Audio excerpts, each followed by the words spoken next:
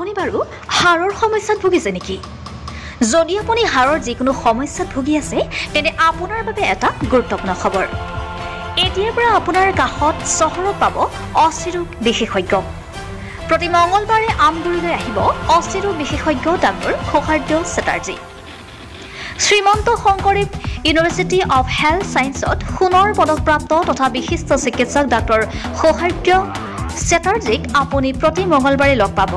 আমগুৰিৰ আশীৰ্বাদ মেডিকোজত প্ৰতি মঙ্গলবাৰ ৩ বজাৰ পৰা সেৱা আগবঢ়াব চিকিৎসকগৰাকীয়ে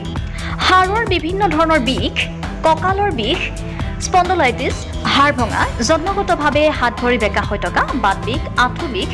ডিঙি পিঠি আদিৰ বিষ যিকোনো ধৰণৰ বিষৰ পৰা পৰিত্ৰাণ পাবলৈ শীঘ্ৰেই যোগাযোগ কৰক আশীৰ্বাদ মেডিকোজত